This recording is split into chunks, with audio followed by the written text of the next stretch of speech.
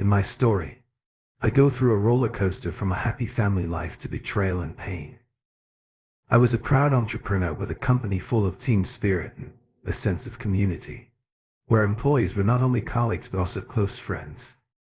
However, my life was turned upside down by a sudden betrayal. Welcome to the Love and Betrayed Love channel. If you enjoy this story, don't forget to subscribe and give it a thumbs up. Alex Thompson always imagined a simple life, blending family closeness with the fulfillment of running a business. After his military service, he launched a company in suburban Philadelphia, believing hard work would lead to success. Though dedicated to his work, his devotion to family, his wife, Sarah, daughter Emily, and loyal employees was even stronger over time. He built a thriving business that felt like an extended family, with employees who became close beyond the office walls. The company thrived through teamwork, and Alex took pride not just in the growing revenue, but in the strong sense of community he had built. Employees celebrated, mourned, and supported each other, forming bonds that brought Alex immense satisfaction. One Friday night, Alex stood content in his quiet office, feeling proud of the 33 employees and the seamless teamwork, especially with his wife, Sarah, handling finances, and his brother Rich in sales. He had no idea that this happiness wouldn't last. His thoughts were interrupted by his office manager, Laura, who asked if he needed anything for the next day's pork roast. Alex smiled and jokingly asked why she was calling him boss, when she really ran the place. Laura grinned, agreeing that she did, then asked again if he needed anything. Alex told her Sarah had it all covered. Spotting Sarah nearby, Alex called out to her. She teased him, asking if he meant her. Alex playfully replied, asking who else he would be talking about, making everyone laugh. He explained that he and Laura were debating who the real boss was. Sarah smirked, saying everyone knew Laura ran the place. Laura added that Sarah wore the pants at home. Alex chuckled, deciding not to answer that, and Sarah quipped that it was better when neither of them wore pants, causing laughter all around. Alex expressed his happiness that they were still in their honeymoon phase after 17 years. Laura then asked if anything was needed for the next day. Sarah confirmed that everything was set and asked how many people were coming. Laura reported 28 employees, 26 family members, and 31 kids. Sarah assured them there would be enough food. She then asked Laura if she was bringing anyone. Laura smiled, but said she was on her own. Sarah offered to introduce her to someone, but Laura, more seriously, asked her not to. Alex stepped in, telling Sarah to leave, Laura reassuring her that Laura was fine. Sarah apologized, saying her suggestion came from a place of love. Laura acknowledged this but kept her thoughts to herself. Later, as Alex and Sarah walked to the car planning their usual Friday night, Alex asked if Sarah had made the reservation. She confirmed, locally all confirmed, listing the dishes she had ordered: Mongolian beef for Alex, General Tso's chicken for Emily, and a seafood platter for herself. As they drove home, Sarah noticed Alex had grown quiet and asked if something was wrong. Alex hesitated before admitting that, while life was great, he was starting to realize how quickly Emily was growing up. Soon it would just be the two of them, as Emily would start having her own date nights and eventually go to college. Sarah reassured him that Emily would always be their little girl. But Alex sighed, acknowledging the reality that kids grow up, even if he didn't like it. Sarah, trying to lift his spirits, suggested turning their Friday nights into Chinese movie nights, just the two of them. Alex smiled at the idea.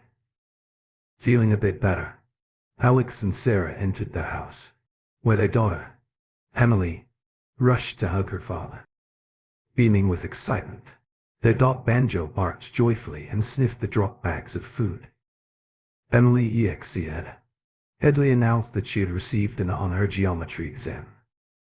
Alex grinned and reminded her that he had told her it would be okay. Emily admitted she hadn't believed him, but kissed his cheek in appreciation. Sarah watched proudly, noting Allie's strong bond with her father, just as she had with her own late father. During dinner they engaged in lively conversation, and afterward they moved to the family room. Alex, settling in, asked whose turn it was to pick the movie. Emily quickly claimed it and chose Robin Hood, Men in Tights, an older comedy Alex had mentioned. Alex chuckled, joking about the film being old, and expressed surprise that she hadn't picked the next John Wick movie. Sarah intervened, declaring that there would be no more action movies for the night. Emily laughed, recalling that she lost count of the bodies in the previous film after 100, but assured them that tonight's movie would be fun. They settled on the couch, Alex in the middle, with Emily and Sarah on either side. As they relaxed, Alex was struck by how quickly Ollie was growing up, the thought of her eventual departure filling him with unease. The next morning, Alex's brother Brian and his wife, Julia, arrived early to help with preparations for the big gathering. While Julia and Emily worked inside, Alex, Sarah, and Ridge took care of the outdoor tasks. As Alex cleaned the pool, he felt a familiar rumbling and headed inside, calling out to Sarah that he needed to use the bathroom. Sarah jokingly warned him not to stink up the guest powder room, which Emily had just cleaned. Alex chose to use the basement bathroom instead, appreciating the quiet, dark space where his mind could wander. As he settled in, he overheard a conversation outside the small window and recognized Sarah's voice speaking anxiously to Brian. She expressed concern that Alex might catch them, but Brian reassured her that he was busy. Alex's heart sank as he listened, dread building with each word. Sarah mentioned that their boys had brought home forms for a DNA test and asked if Allie's school had done the same. Brian replied that he wasn't aware of it. Then Brian asked the question that Alex, like a cannonball, whether Sarah had ever found out if he was Ollie's father. Sarah admitted she had been avoiding it but would check with the school. Brian hesitated, then asked if they should stop their affair, acknowledging the risk. Sarah firmly refused, stating that they had gotten away with it for years and didn't want Alex to find out, as it would ruin them both. Brian suggested he might start fresh, but Sarah angrily called him a prick and confirmed their next meeting on Tuesday at 6 at Valley View. They then parted ways, leaving Alex in stunned silence, his world collapsing around him. Alex closed the window feeling sick. Tears flowed as he whispered, "What am I going to do?" The pain was unbearable, but he knew he couldn't confront them. Now, with the house full of guests expected soon, he had to act normal, even though his heart was shattered. After almost 20 minutes in the basement, Alex knew he had to come out. "What can I do?" He thought frantically, as he whispered. Going out first would give him time to compose himself. He splashed water on his face, trying to hide his distress, and went upstairs determined to act normal. Seeing Julia, he said, "Tell Sarah, I'm getting sure." She replied, unaware of the turmoil he was in at the store. Alex took a few minutes to walk and think. Walking usually cleared his mind, but this time tears welled up. Frustrated, he shouted, "Stop it." He wasn't used to being emotional, and it made him angry. He needed to stay in control and come up with a plan to get through the party and the days ahead without anyone noticing. The walk calmed him a bit, and he began to form a strategy. Realizing he'd been gone too long, he bought 8 bags of ice and headed home, bracing himself for what lay ahead. Emily greeted him. First, noticing his distress, she asked what was wrong, and Alex quickly lied, saying his stomach was upset and he had to pull over. He asked her to move the ice to the freezer, explaining he needed to lie down. Concerned, Emily agreed and said she'd tell Sarah. Alex hoped a few hours alone would help him regain control. When Sarah checked on him, he told her he had stomach cramps and vomiting but no fever. She sympathized and told him to rest, saying everyone would understand if he didn't join the party. Left alone, Alex faced and planned. He concluded that divorce was inevitable and both Rich and Sarah would be fired. He thought about the financial impact and the effect on Julia, the boys and his parents, but his biggest worry was Emily. He feared losing her regardless of her biological relation. As he tried to hold it together, Emily came upstairs. Alex pretended to sleep, feeling her gently touch his hair. She asked if he was okay, and he softly said he needed to rest before the guests arrived. Their dog Banjo jumped onto the bed and licked his face, unknowingly wiping away his tears. Emily smiled, saying she had brought him a friend and that she loved him. She kissed his forehead, and in that moment Alex felt her love and knew he had made the right decision. He realized Emily needed to know the truth before the confrontation, though he hated that it was necessary. Alex wondered what Sarah and Brian were thinking, finding their betrayal incomprehensible. He knew he would soon expose their treachery, destroying the perfect life he once had. Bitterness filled him as he thought, damn them. Despite everything, Alex managed to be sociable with the guests. Sarah and Brian were too busy to interact with him, which was a relief. Laura noticed something was off but said nothing. Alex kept Emily close, drawing strength from her presence. She assumed his need for closeness was due to his supposed illness, helping him maintain his cover. After helping with the cleaning, Alex announced he was heading to bed early, choosing the guest room as an excuse, which Sarah accepted. He felt satisfied that his plan for the first night had worked. The next morning the family attended church together. During the service, Alex pretended to receive a text, catching Sarah's attention. She gave him a questioning look, but he whispered. Later, after the service, Sarah asked about the message. Alex told her the owner of Guptawar Equipment needed him for a Monday meeting, and he'd be back by Tuesday. When Sarah asked where, Alex answered Pittsburgh. He added he'd leave that afternoon to get enough rest. Sarah then asked if they were still going to his parents' house for lunch. Alex confirmed, but mentioned he would drive separately so Sarah and Emily could stay longer. Alex felt satisfied with how things were unfolding. He successfully avoided Brian during brunch, and Sarah was too preoccupied to notice his emotional assistance. After lunch, Alex left, stopped by the house to grab paperwork, and checked into a hotel near their business. He then called his attorney, Daniel, who was also a close friend. Alex explained the situation to Daniel, who had gone through a similar divorce. Although Daniel wasn't a family lawyer, he recommended his colleague, Olivia, who specialized in such cases. Bill called Olivia and she agreed to meet them for dinner.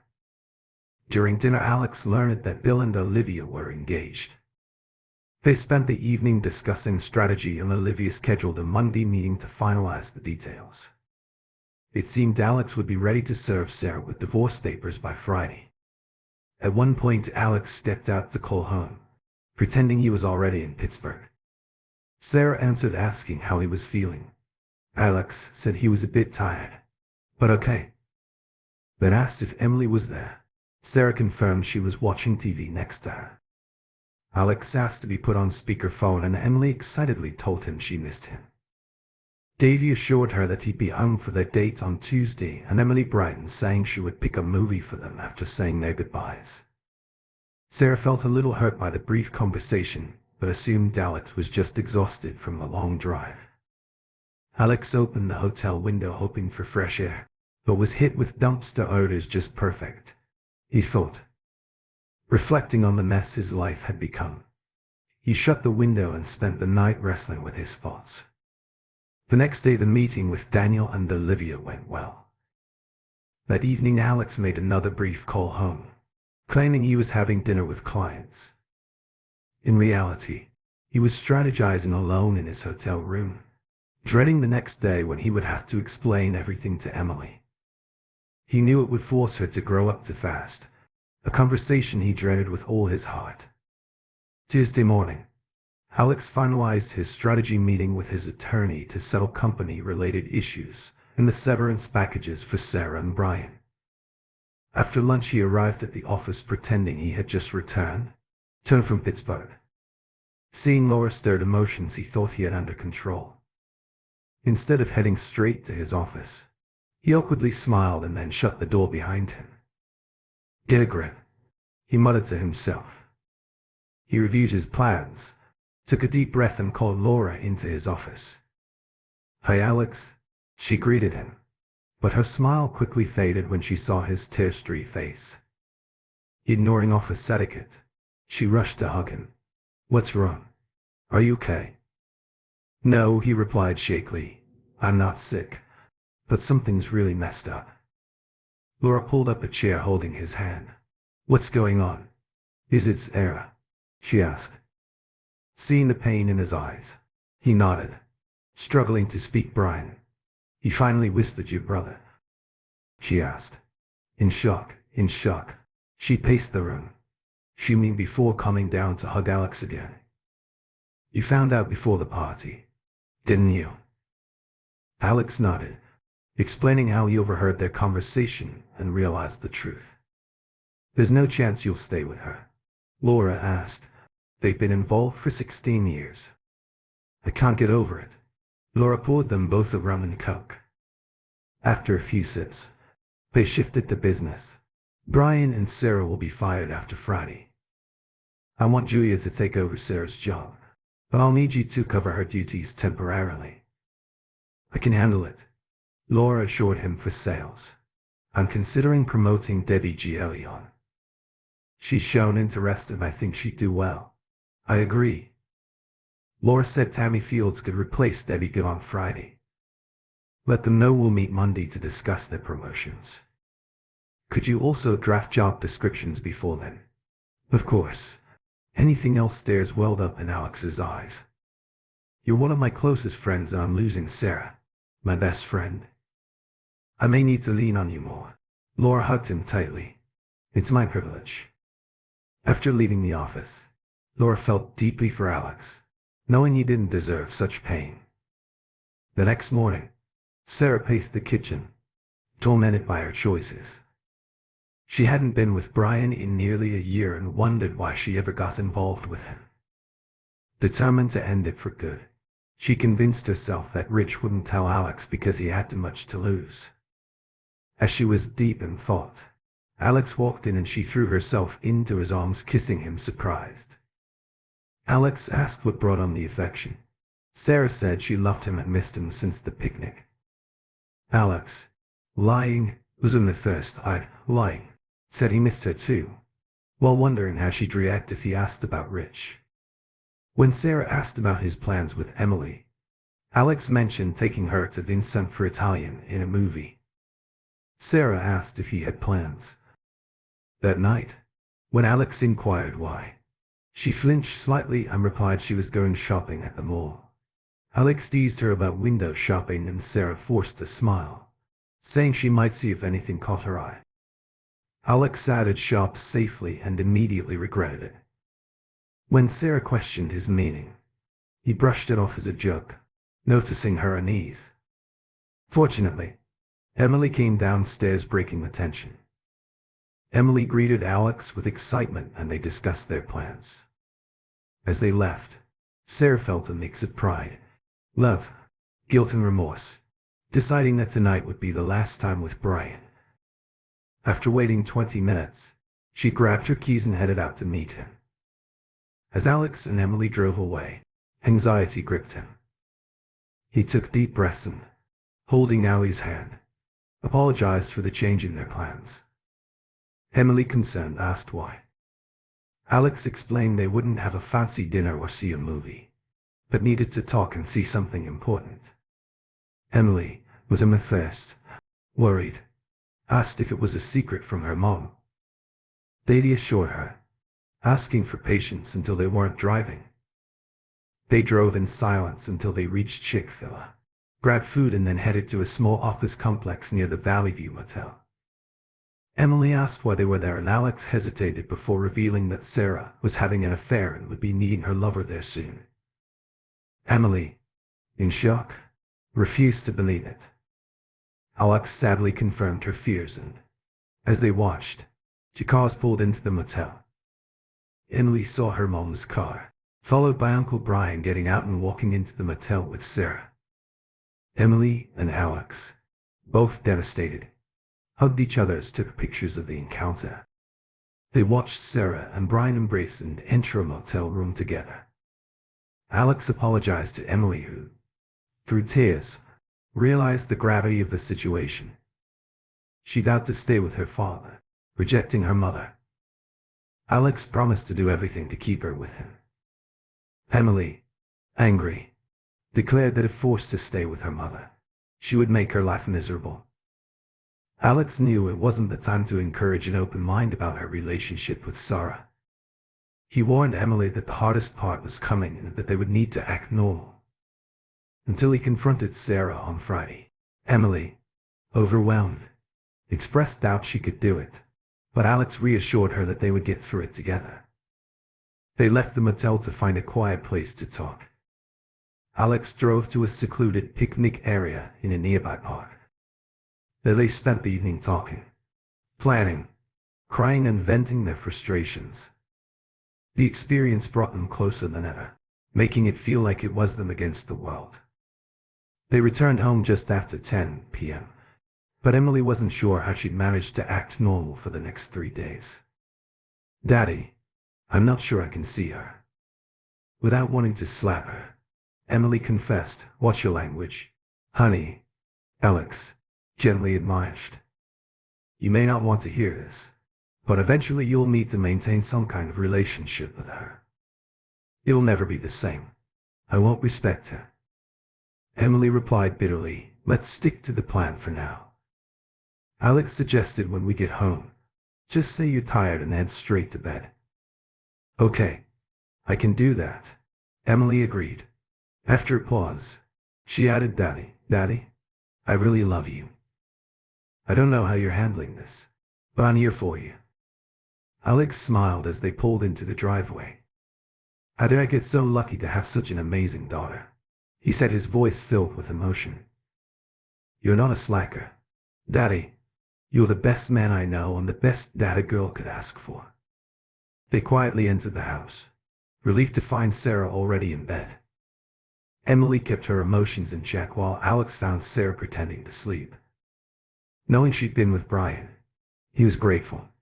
They both avoided any interaction.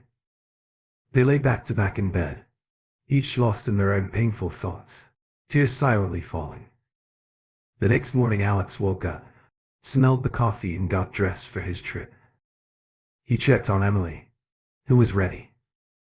In the kitchen, Sarah was making pancakes, and greeted him cheerfully. Alex hugged her and kissed her neck, at the right moment. Emily entered and greeted her parents playing along. Alex asked Emily if she slept well after her date with that hot guy. Emily confirmed and asked Sarah if she had asked her. Yet Sarah looked confused. So Alex explained that he needed to go back to Pittsburgh and that Emily wanted to join him. Sarah agreed, saying Emily would make the trip more enjoyable. They quickly finished breakfast and were soon on the road, relieved to be away from home on the way. Emily asked how she did. Alex assured her she did great, adding that her idea to come along was smart and made acting unnecessary.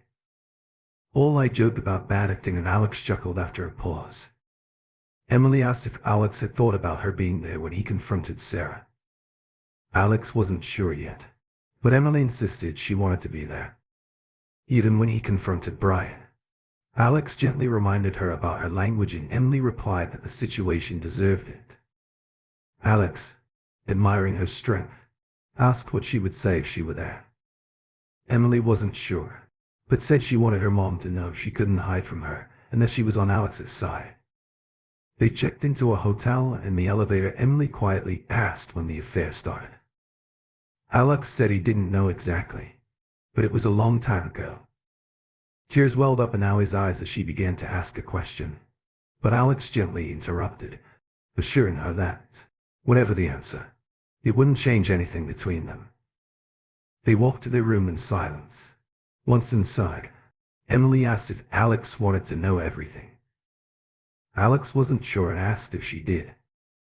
Emily, with a trembling voice, said she knew who her dad was but thought it was wise to find out, adding she didn't know if she could handle having to cheating parents. Alex asked gently if she wanted to know, and Emily admitted she did. Alex suggested they wait a few months, explaining he had reasons to hold off for now. Emily hugged him tightly, tears in her eyes, and they began unpacking in silence, finding comfort in each other's presence. During their hotel stay, Alex and Emily kept in touch, especially when Alex met with lawyers or handled business. Emily spent time by the pool, swimming or reading. On the first day, Laura joined them to discuss strategy, and later, they had dinner together. Emily and Laura got along well, and back in the room Emily opened up to Alex. Emily hesitantly mentioned that Laura had feelings for him, surprising Alex. When Emily asked if anything had happened between them, Alex was shocked and assured her he had never come close to cheating on her mother. Emily, tearful, apologized for doubting him, and Alex reassured her that her questions were understandable. They both wondered why Sarah had been unfaithful, hoping for answers. On Friday, the next day, Laura called Sarah to discuss what. She asked about the month-end closing and mentioned that the guy needed Sarah's laptop for updates and a virus check. Sarah confirmed she'd be at the office all day and agreed to have lunch with Laura, who felt a mix of relief and sadness, knowing what was coming. On Friday, the next morning, Emily found her father staring out the window, tears in his eyes when she asked if he was okay. Alex admitted he wasn't and asked if she was ready for a tough day. Emily sighed, acknowledging they had no choice. Alex then asked if she thought they'd forgive Sarah and stay. Emily admitted she couldn't see her mother the same way. After all the lies, they hugged, drawing strength from each other, with Emily expressing gratitude for being included. Alex, touched by Ali's maturity, asked if she was okay with everything. She replied that she was fine as long as he was. They shared a small smile before preparing for the day. After breakfast, they packed up, checked out, and headed to the lawyer's office. Daniel and Olivia were there, impressed with Ali's composure. During the divorce discussions, Emily participated actively, offering good suggestions. Olivia remarked on how well Emily was handling the situation, and Emily expressed an interest in law, mentioning it was her favorite TV show genre. Olivia encouraged her to consider working with their parallel team in the future. Emily was enthusiastic, watching Emily interact with the lawyers reassured Alex that she was strong enough for what lay ahead. After lunch, Alex and Emily ran errands, returning home around 3:30 p.m. The weight of the impending confrontation hung heavily, and the silence between them added to the tension. Alex laid out the evidence on the dining room table and suggested they play cribbage to pass the time. They had about an hour before everything would change. The sound of the garage door opening signaled the moment had arrived. Emily and Alex sat at the table. No more pretending. Sarah walked in with packages, cheerfully announcing that Chinese food is here. Let's start the party. But then she saw their grim face and reality hit. Hey, what's going on? Sarah asked, approaching the table. Alex quietly but firmly said, sit down. Sarah. She hesitated but sat, noticing the photo from her meeting with Brian. Shocked, she nearly missed the chair, tears filling her eyes as she whispered, no. No, she looked up to see Alex and Emily staring at her with contempt. Please, Alex, don't do what I deserve, Sarah pleaded through tears. Alex paused before asking softly, what do you think you deserve? Please don't leave me. Sarah begged, don't leave you like you threw away our marriage and family. Alex responded, his voice controlled but bitter. It was a terrible mistake. She cried out. How long did this mistake last? Alex asked sharply. Sarah hesitated, unsure how much he knew.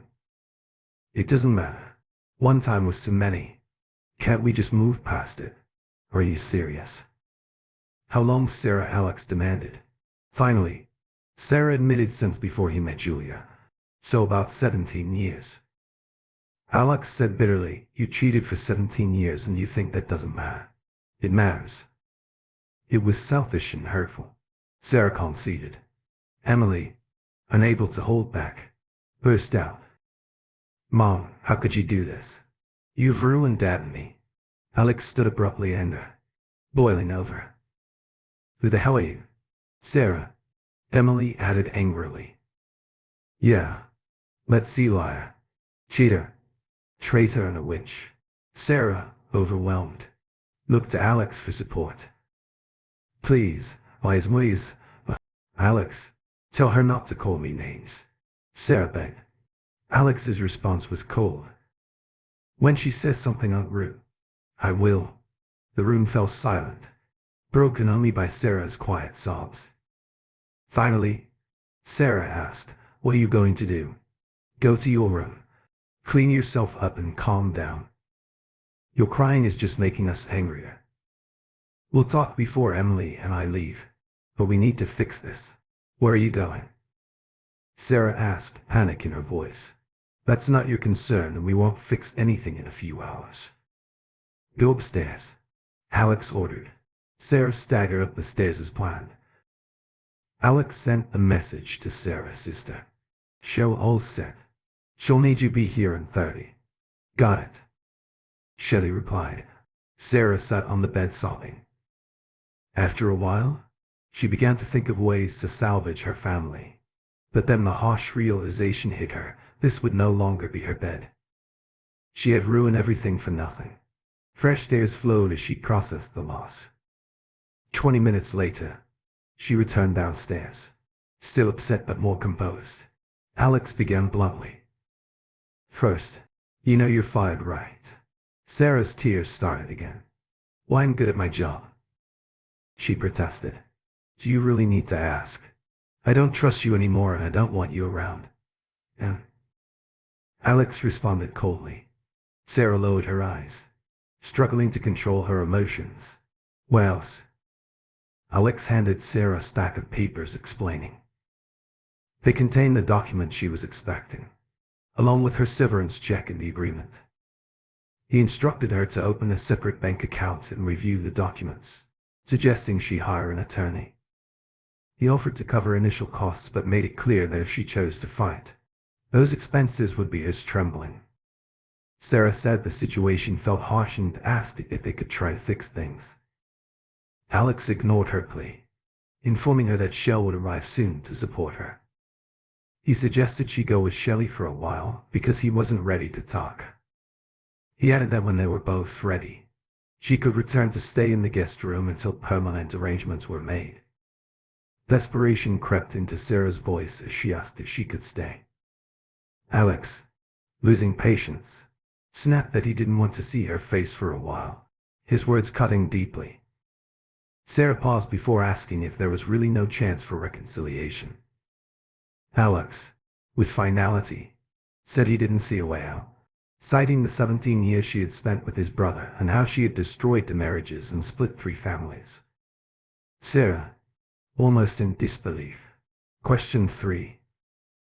Alex confirmed, explaining it wasn't just their marriage and Julia and riches, but also his parents.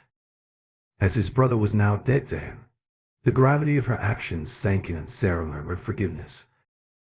Alex acknowledged that while God might forgive her, maybe he would too someday. Shelley arrived just then and Alex hugged her before calling Emily from her room. As he prepared to leave, he briefly glanced at Sarah, both seeing the pain in each other's faces, feeling the full weight of their lives being torn apart. The bond of 18 years was now serious evident it would take time, if ever, to heal. Alex and Emily drove in silence, aware of the plan, but unsure if they were ready. Alex initially thought about savoring the moment, but quickly realized the pain it would cause, especially to his parents, who were already at Julia and Brian's house for dinner. As they arrived, his heart raced, but Emily squeezed his hand and said, Dad will get through this. Stay close to your grandparents and give them the picture when I give it to Julia. He reminded her, I've got it. She replied confidently. They entered the house just as dinner ended. Emily hugged her grandparents and Julia greeted. Alex, hi guys. We weren't expecting you, but there's plenty of food. Alex kissed Julia's forehead, thanked her and said they needed to talk.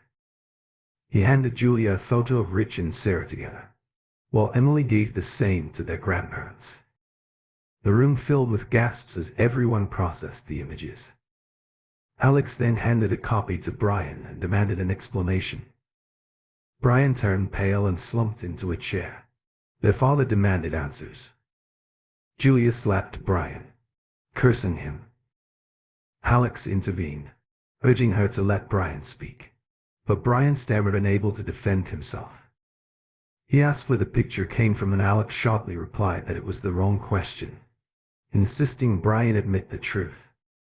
Julia begged for an explanation and Alex revealed that Rich and Sarah had been having an affair since before Julia met Brian.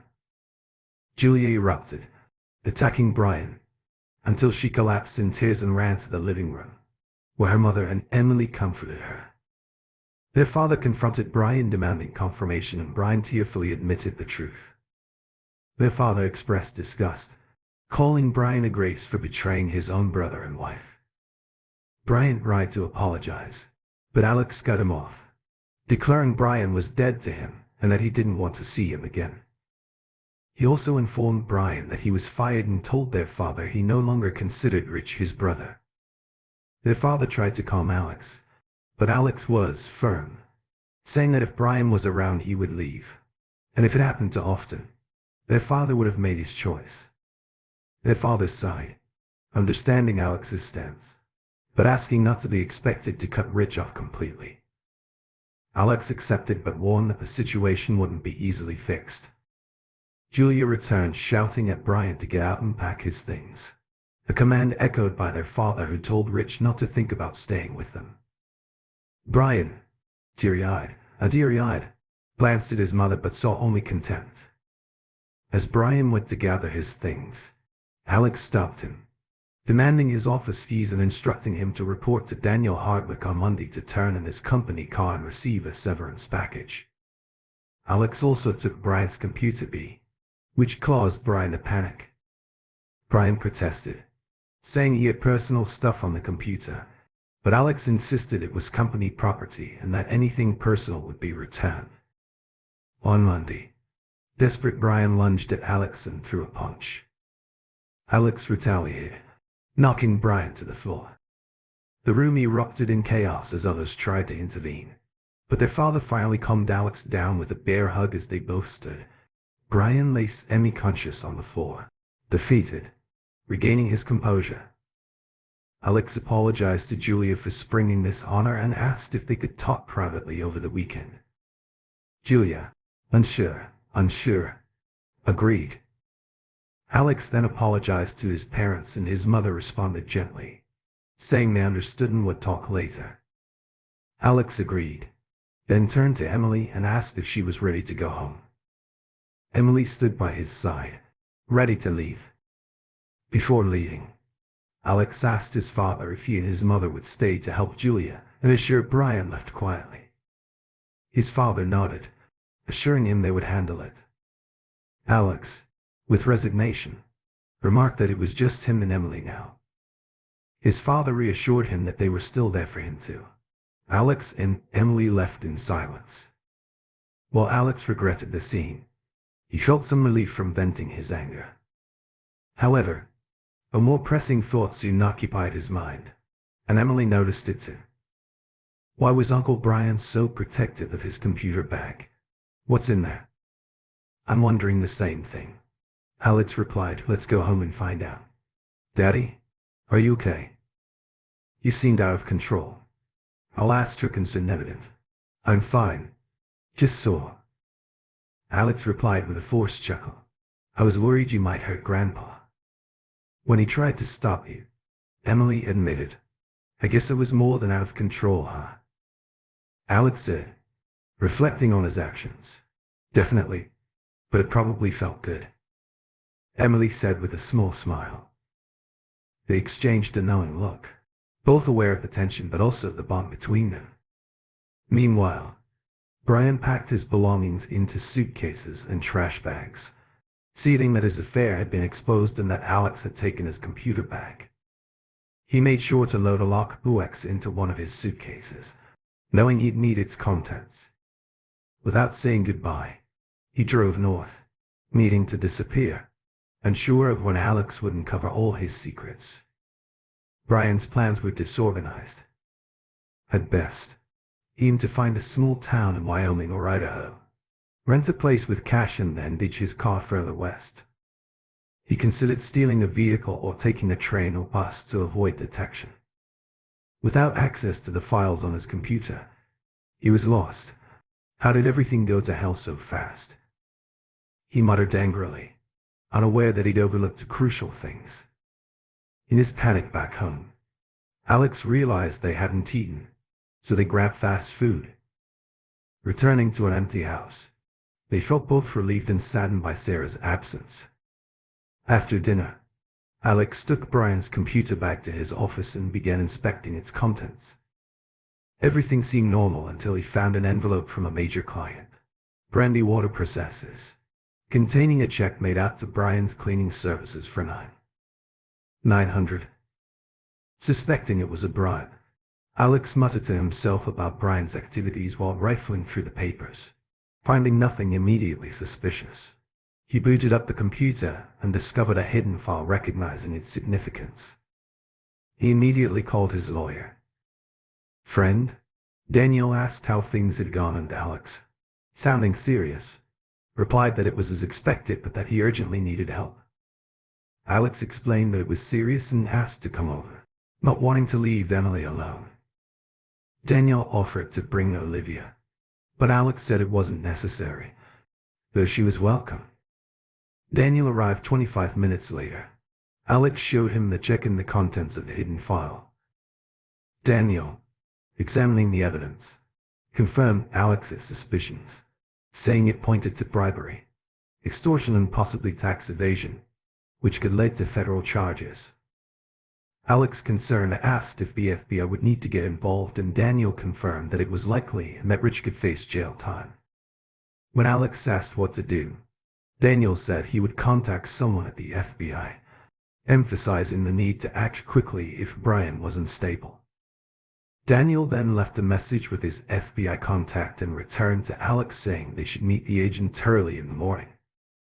Daniel suggested taking the bag and the check with him in case Brian tried to retrieve them, which Alex agreed was a good idea.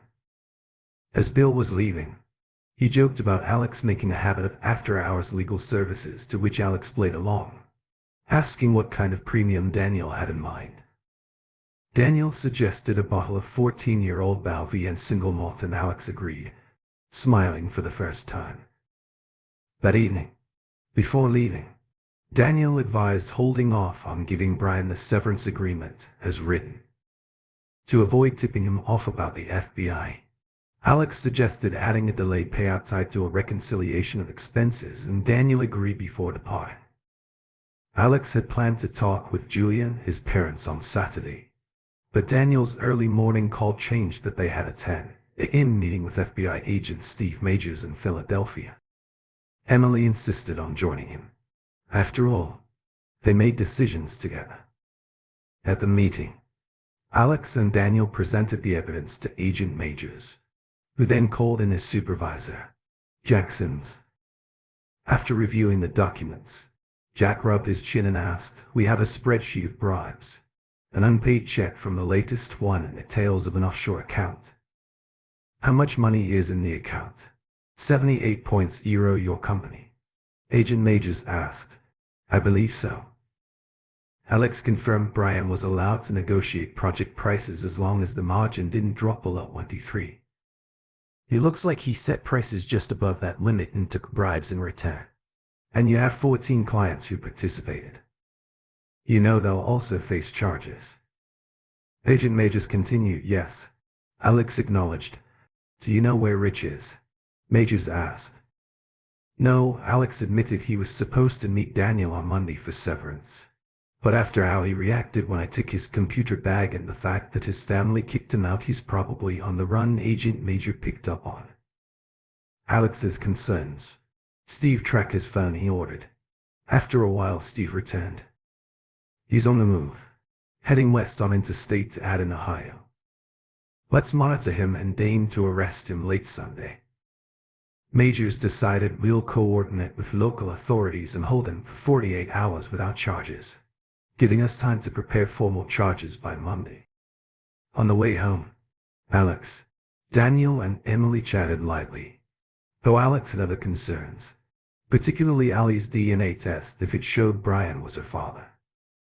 Alex had planned to fight for 18 years of child support, but with Brian likely heading to prison, that plan was no longer necessary, and Alex felt a sense of relief. Daniel dropped off Alex and Emily, and they then arranged to meet with Julia and Alex's parents. During the meeting, Alex's mother cried over her youngest son's betrayal, while his father seethed with anger. Julia, however, was worried about her and her boy's future. Alex, what am I going to do? How will we manage? Julia asked, her voice trembling. Alex outlined a plan. First, you need a lawyer for the divorce. You smile. Olivia Hall. If Brian goes to jail, you should get the majority of your shared assets. The FBI says the stolen company money will be returned, and I'll need some of it to reorganize. The rest will go into a trust for you and the boys. I know you have a business degree, so I'd be honored if you took over Sarah's role at the company. You can work from home and still care for your boys. How does that sound? Julia hugged Alex in relief, and his parents also offered their support. Alex smiled at Emily, who was proud of how her dad always looked out for the family. On the way home, Alex brought up the DNA test again. Babe, have you thought more about the DNA test? I've thought about it. Emily replied, it's hard to decide, but I think we should do it. Are you okay with that? I'm not angry, and I agree. Alex reassured her. I'll get the test kits this week. You know this won't change how much I love you. Right. I know. Emily said softly, it won't change how I feel about you either. I just want to know. Alex felt some relief after discussing the DNA test with Emily, though much work remained. He could see the end of this nightmare approaching. Meanwhile, Brian rode west on Interstate A through the night, stopping at a McDonald's for breakfast and to rest just before entering Ohio. Using his iPad, he searched for destinations and decided on Sioux Falls, remote yet large enough to blend in. He booked a cheap furnished room and planned to ditch his car near Fargo, take a bus back, and lay low, feeling better. Yeah, Brian shouted out loud, I have a plan. But as he drove, doubt crept in, and he realized how flawed his plan was. Despite the fear, he felt trapped and couldn't turn back now. Thoughts of surrender crossed his mind, but they scared him even more, so he kept going. He thought about his family and the damage he had done. He forced himself to focus on anger, knowing he was now the hunted. Regret had no place. Exhaustion eventually forced him to pull into a Cracker Barrel parking lot for a few hours of sleep. On Sunday morning, he woke up just in time for breakfast, then hit the road again, driving aimlessly. As he reflected on his actions, the weight of his choices grew heavier, but he tried to push it aside. By evening, he stopped at a diner near Omaha, still to me from SOUHS, where he had a motel reservation. As he approached the diner, two men asked if he was Brianna R.D. Thompson. He knew it was over. The FBI had caught up with him. On Monday morning, Alex brought donuts, bagels, and coffee for an all-staff meeting. Before that, at 8 a.m., he met with Debbie Leon and Tammy Fields to announce their promotions. At the meeting, he introduced them as the new sales team. The staff was supportive despite the recent turmoil. After delivering the news, Alex refocused on moving forward with both his business and personal life. The next day, Brian was formally charged with multiple felonies, and the FBI began investigating the clients involved in the bribes.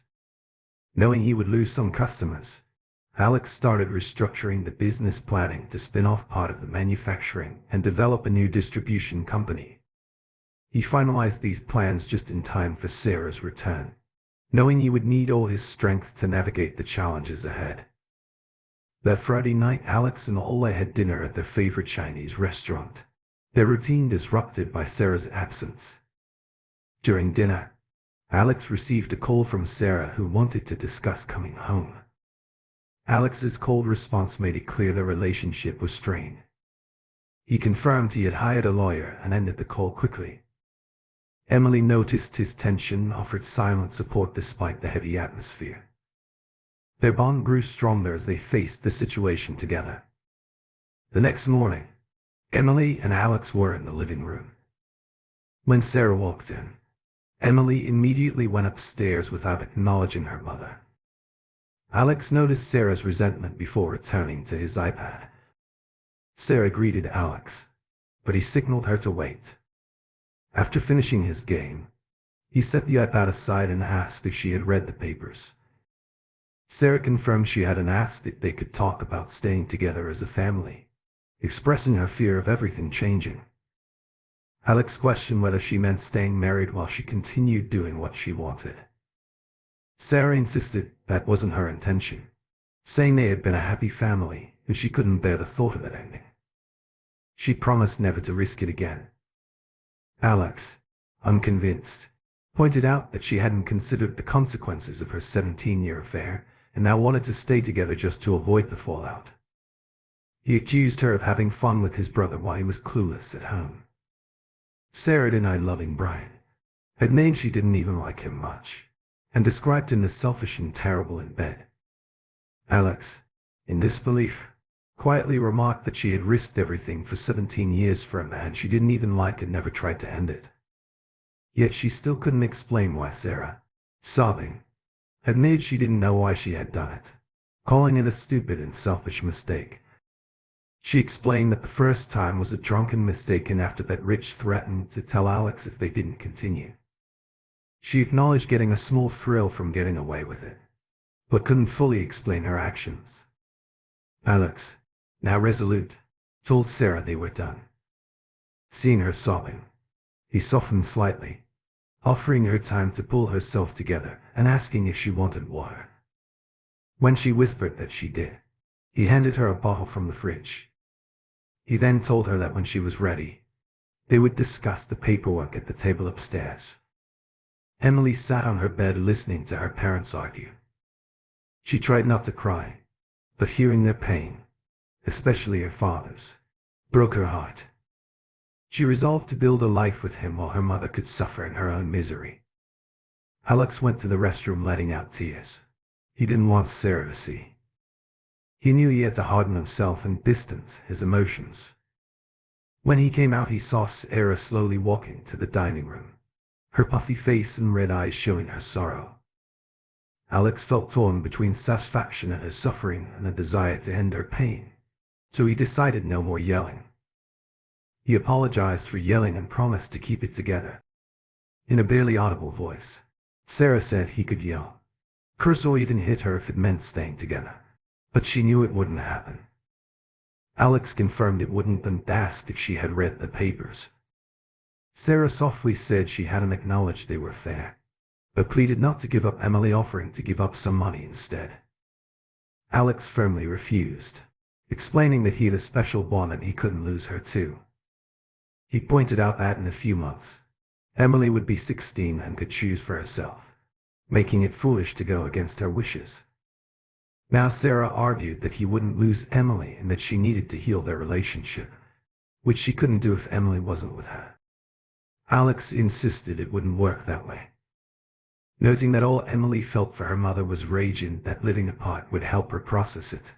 He warned that forcing Emily to stay would only make things worse. Sarah, frustrated, shouted that she wasn't giving Emily up unbeknownst to them. Emily had been listening nearby. She suddenly burst in screaming at her mother, calling her names and listing every betrayal. For over 10 minutes, Emily unleashed her anger, confronting Sarah whenever she tried to turn away.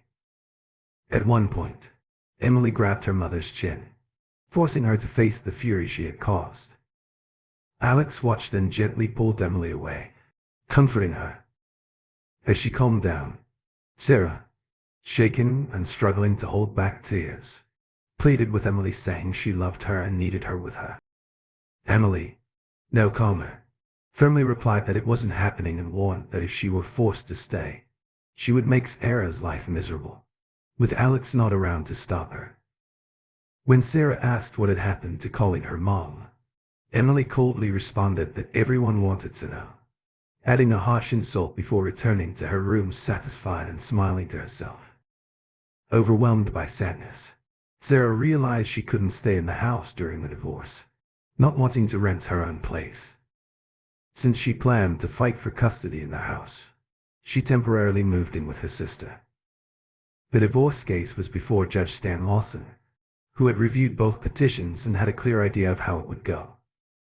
Although he usually recommended counseling, the 17-year affair with the husband's brother made reconciliation unlikely. The main issue was custody of their daughter. While the judge usually favored the mother, Emily was almost old enough to decide for herself. He decided to see how things would play out in court.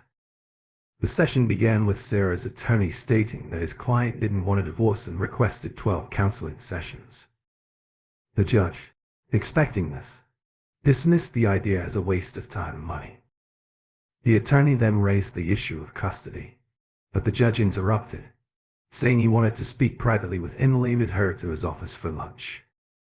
Despite Sarah's objections, the judge firmly denied her request, ensuring Allie's safety through a court official in his office. The judge greeted Emily warmly, encouraging her to relax, though she remained respectful and formal.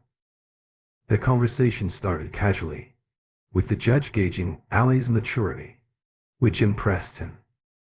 When they discussed custody, the judge explained that the mother usually gets custody and asked Emily how she felt about that. Emily firmly stated that this traditional approach didn't account for everything that had happened and wasn't what she believed was best. She explained that she belonged with her father, citing their close relationship and the emotional harm her mother caused. When the judge noted that her mother might need her too, Emily clarified that her stance wasn't about revenge, but about what was right for her and her father. She also mentioned that in 3 months she could choose where to live in. If forced to stay with her mother now, she would return to court to change the arrangement. She stressed that staying with her mother would only worsen the situation and hinted she would find ways to be with her father regardless of the court's decision. The judge, intrigued by Allie's maturity, jokingly asked if she had considered becoming a lawyer. Emily shared that she planned to assist on a parkour team next summer. The judge complimented her and reassured her that he would make his decision soon. Emily responded confidently, hoping she would still like the judge after his ruling. They shared a light-hearted moment before the judge escorted her back to her father. They smiled, shook hands, and parted ways.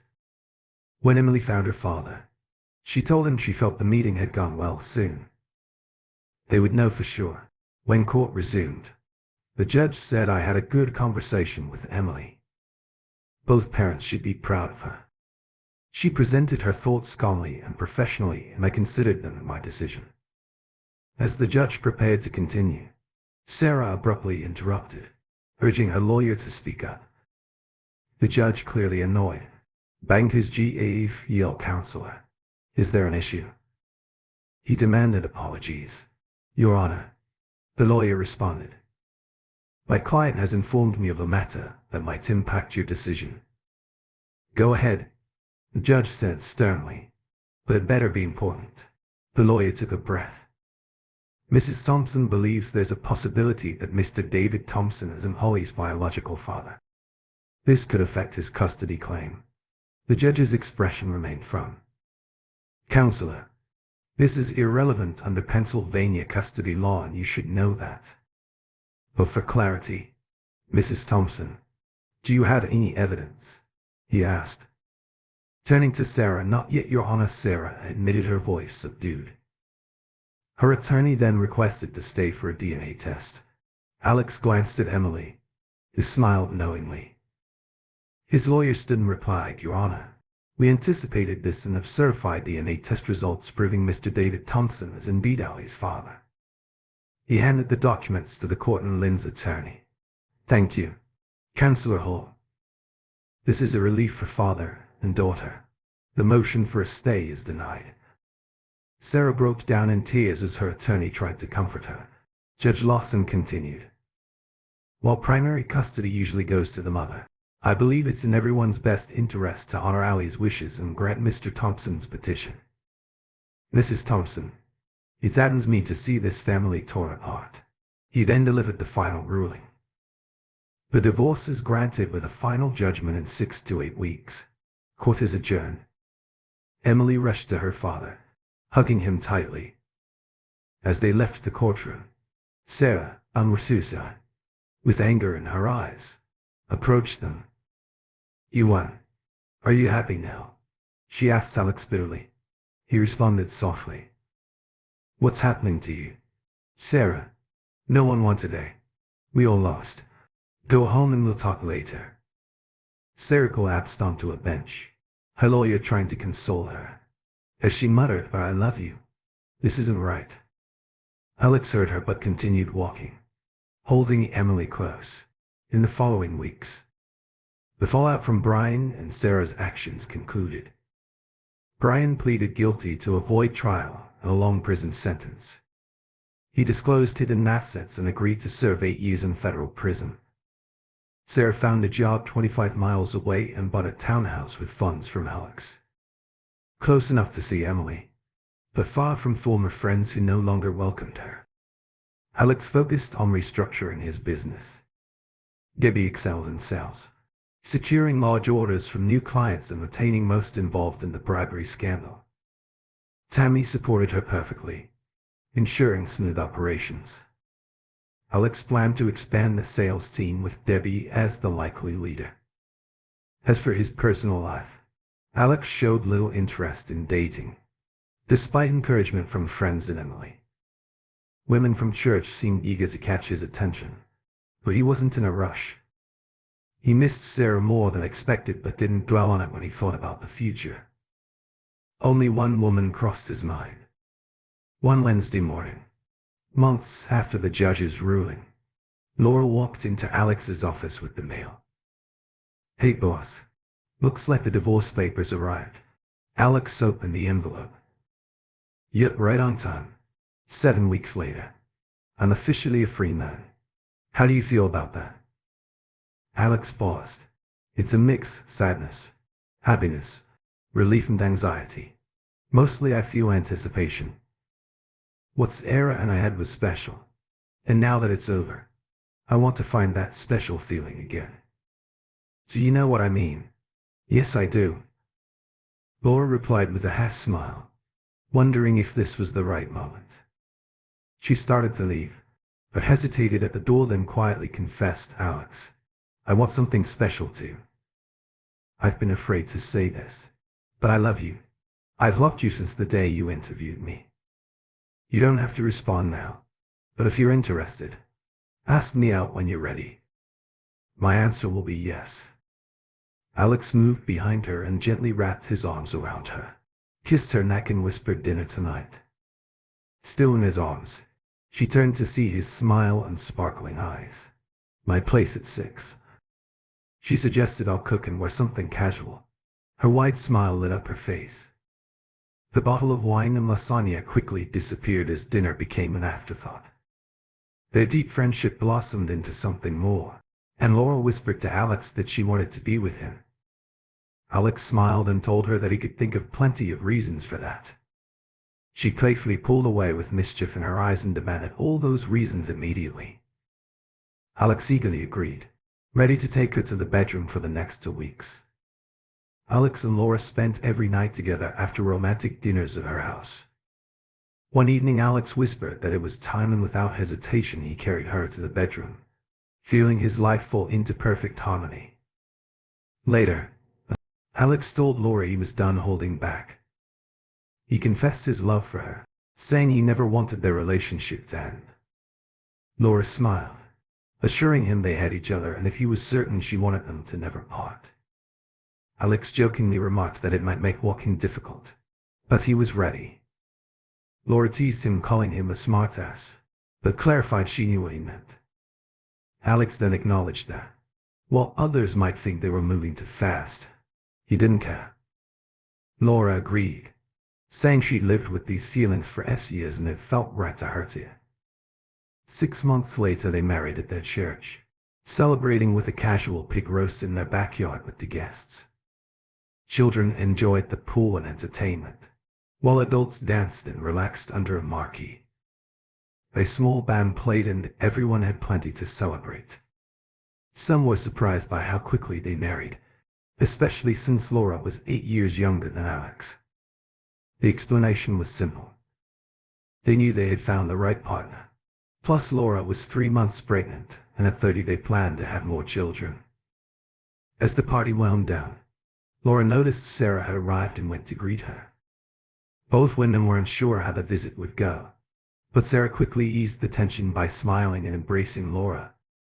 She congratulated her warmly, commenting on the wonderful celebration. Laura thanked her, joked about Alex's pig roasts, and asked how Sarah was doing. Sarah admitted she was still working on herself, but was much better than months ago. She assured Laura that she was genuinely happy for her and Alex.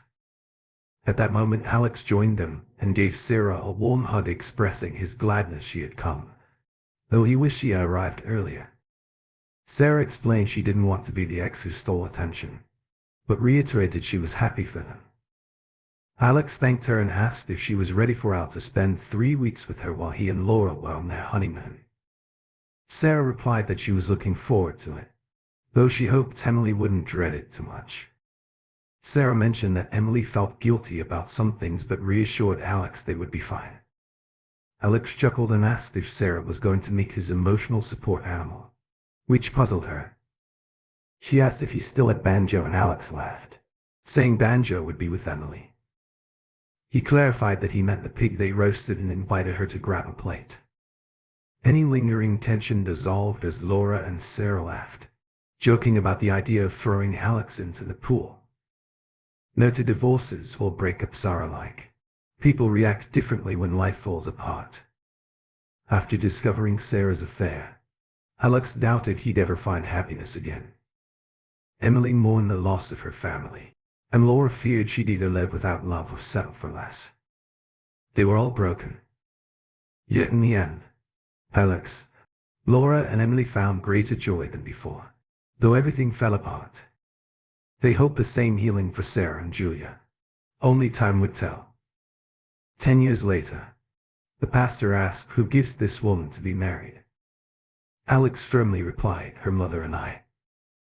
He then placed Ali's hand in her groom's, Nathan Lawson, the grandson of Judge Stanley Lawson. Alex joined Laura, who was shedding happy tears.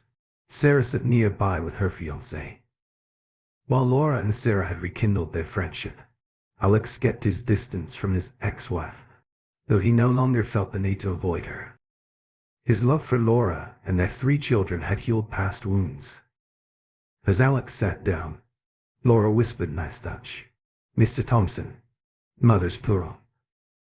Alex smiled, proud of his 10-year-old daughter, Sarah, Ali's maid of honor.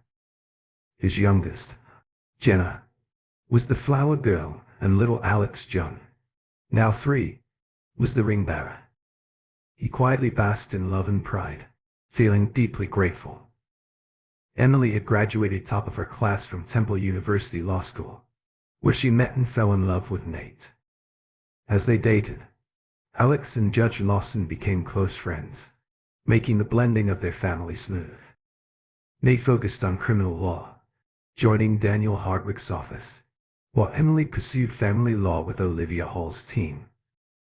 Alex's business changes exceeded expectations, and at 48 he and Laura planned to retire. When he turned 55, though not a billionaire, his financial planning made their goals achievable. Julia remarried a wonderful man who managed the Eastern Territory of the pump company. Alex's business represented together with her 2 boys from Bryan. They now had a 4-year-old daughter. Alex's parents had retired and were enjoying good health, passing Sunday family dinners to Alex and Laura. 3 months after Allie's wedding, Alex's father broke a promise and brought up Rich. He informed Alex that Rich was leaving next week and wanted to see the family before he left. Alex admitted he had considered reaching out since Brian's release from prison and mentioned hearing that Rich had joined a missionary group. Alex's father confirmed this, explaining that Rich was going to Tanzania as a water purification specialist. After connecting with the prison ministry, Alex agreed to the visit, but warned that Julia and her family might not like it. His father reassured him that they were fine with it, as Brian had already visited them. Alex was surprised, since Julia hadn't mentioned it, but his father reminded him that Alex had made it clear he didn't want anything to do with Brian.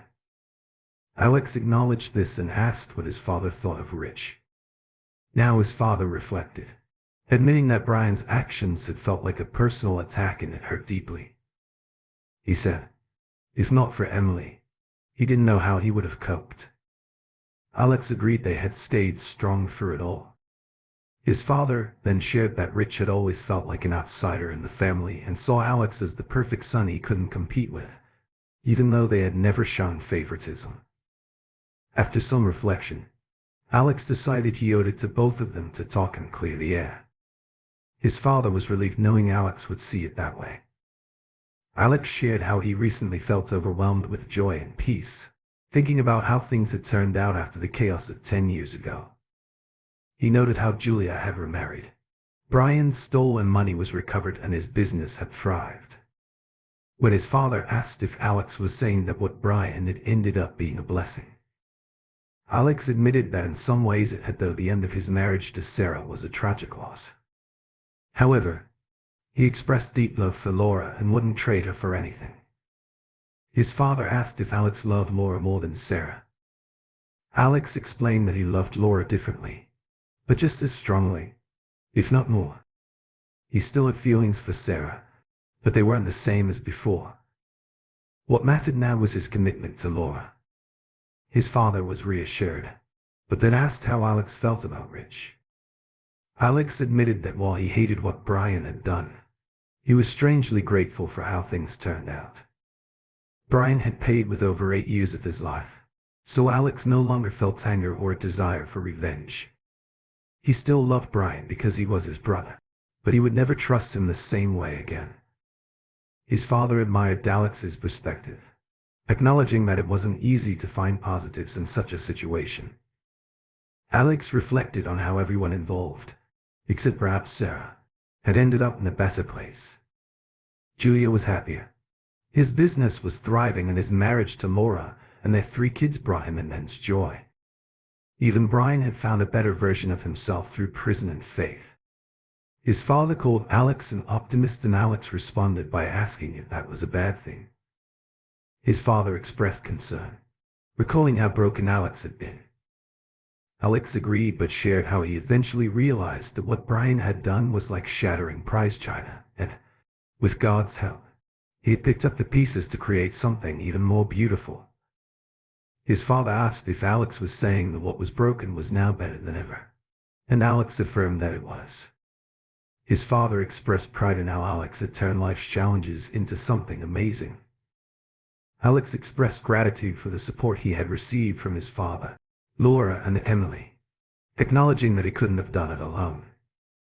His father reassured him that what he had built was truly special and expressed his gladness to have lived to see it. Alex Content shared that he was glad his father had lived to see it too and that he believed Brian would be glad to see how things had turned out. He felt it was time to talk to Brian and finally move on from the past.